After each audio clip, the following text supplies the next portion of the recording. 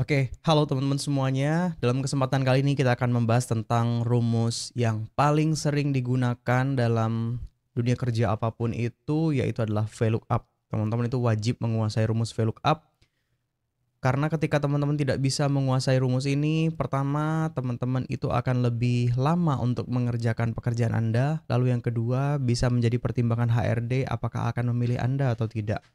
Pengalaman di tempat kami, ada seorang supervisor yang sudah 5 tahun berkarir di tempatnya, namun karena ketika dites oleh atasannya tidak menguasai rumus VLOOKUP ini, secara otomatis langsung di downgrade menjadi staff kembali. So, jadikan pelajaran, hari ini kita akan pelajari sama-sama bagaimana rumus VLOOKUP dengan 3 kasus.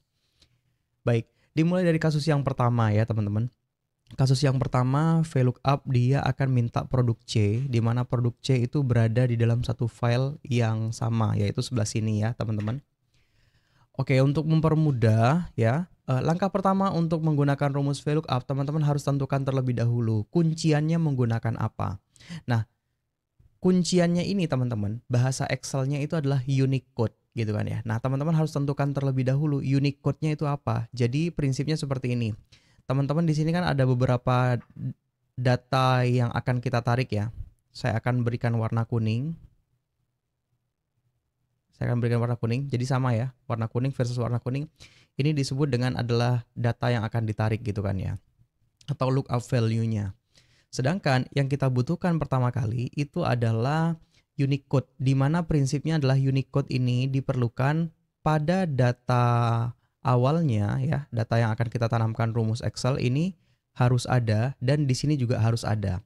Itu syarat pertama. Jadi teman-teman, Excel di kasus ini menyediakan nick dan juga kode sales gitu kan ya. Dan di kolom referensi teman-teman, di sini juga menyediakan kode sales sama nick sales. Terserah teman-teman mau menggunakan yang mana. Atau kadang-kadang kalau misalkan teman-teman di HRD itu bisa menggunakan NIK KTP, NIK KK. Nah, itu kan Unicode ya, tidak akan ada yang sama seluruh Indonesia, jadi bisa digunakan.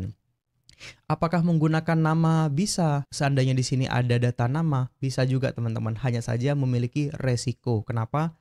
Ya, seperti yang kita tahu teman-teman, nama itu banyak yang double.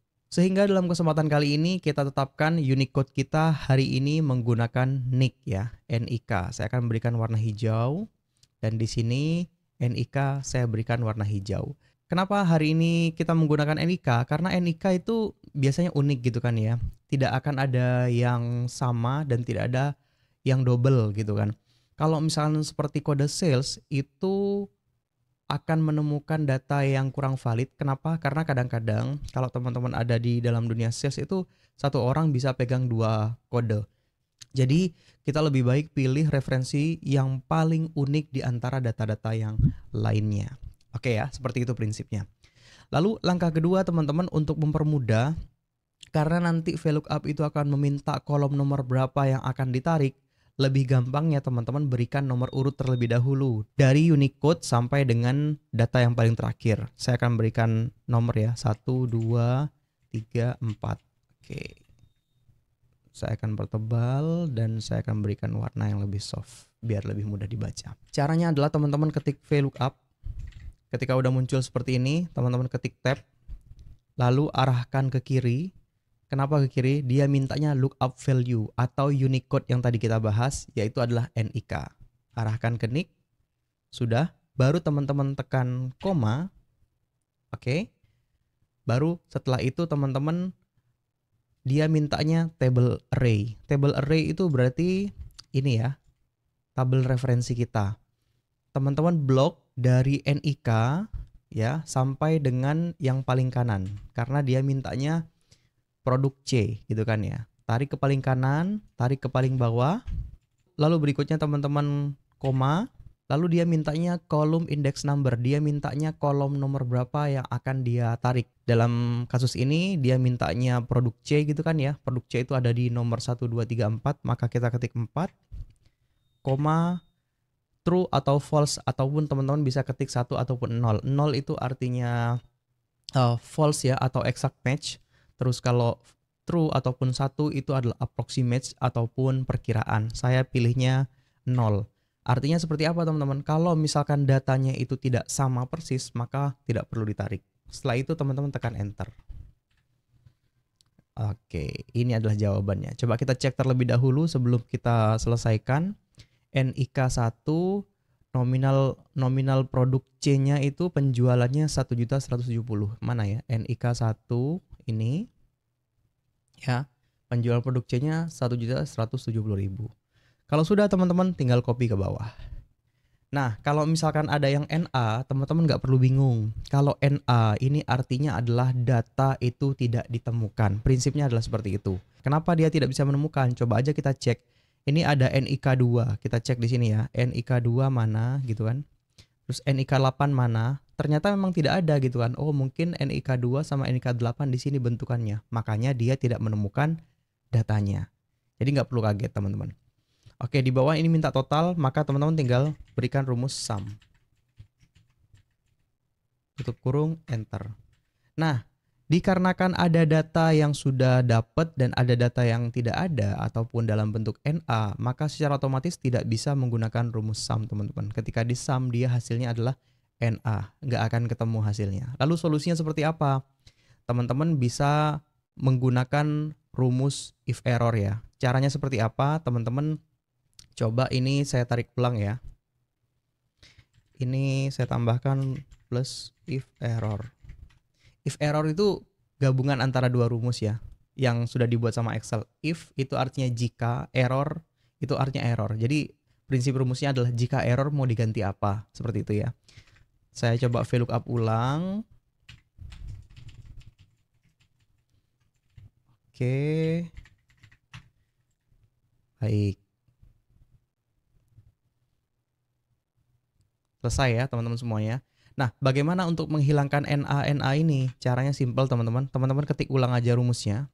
Terus di depannya VLOOKUP ini teman-teman tambahkan rumus if error. Oke, seperti itu. If error. Udah ya.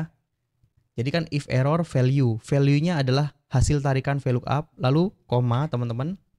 Nah, kalau misalnya ini value if error, kalau misalkan hasil dari tarikannya itu error, mau diganti dengan apa? Saya maunya diganti dengan 0.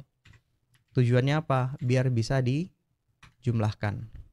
Setelah itu teman-teman copy ke bawah. Ini ya, yang error-error sudah berganti menjadi 0. Maka sekarang coba kita berikan rumus sum lagi, otomatis dia akan terbaca. Oke, itu adalah kasus yang pertama. Nah, di kasus yang kedua ini adalah bagaimana caranya melakukan VLOOKUP tapi beda sheet. Kurang lebih sama teman-teman. Ketik VLOOKUP gitu kan ya. Koma. Lalu referensi yang kedua. Nah, buka aja sheetnya. Teman-teman sama prinsipnya. Karena tadi unique code-nya itu adalah dari nick, maka kita bloknya dari nick.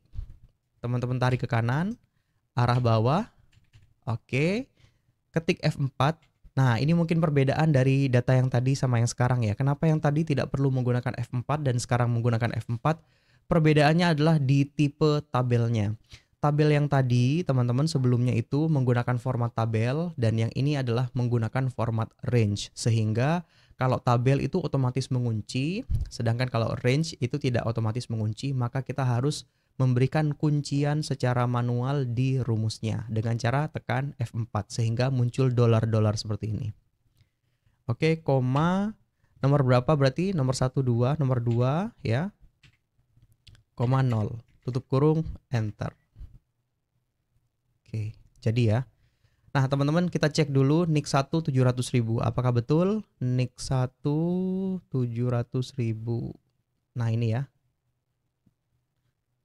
Nah, teman-teman, selalu lakukan cross check terlebih dahulu sebelum Anda menyerahkan hasil Excelan Anda kepada atasan ataupun kepada tim Anda gitu kan ya. Cek salah satu random gitu kan. Apabila satu udah hasilnya benar, yang lain juga pasti akan benar. Nah, berikutnya dia akan minta produk E gitu kan ya. Di sini tidak ada produk E, di sheet 2 juga tidak ada produk E, tapi produk E-nya itu ada di Excelan yang lain. Nah, ada di sini ya, teman-teman. Sekarang kita akan coba bagaimana caranya VLOOKUP beda file Excel. Caranya seperti apa? Gampang, sama aja teman-teman. Ketik sama dengan VLOOKUP, arahkan ke nick, atau Unicode-nya, tekan koma, lalu teman-teman tekan Alt Tab, ya, arahkan kepada lembar Excel yang akan teman-teman ambil datanya. Oke, sudah selesai. Lalu berikutnya seperti biasa, teman-teman blok dari nick ke data referensinya. Oke, tarik ke kanan, lalu teman-teman tarik ke bawah. Sekali lagi tekan F4. Oke. Koma, nomor berapa data yang akan ditarik? Nomor 2,0 eksak ya. Enter. Setelah itu teman-teman tarik ke bawah. Jadi, baik, kurang lebih seperti itulah caranya. Silahkan nanti teman-teman coba. Semoga membantu teman-teman untuk lebih menguasai menggunakan Microsoft Excel. Sampai ketemu di video lainnya.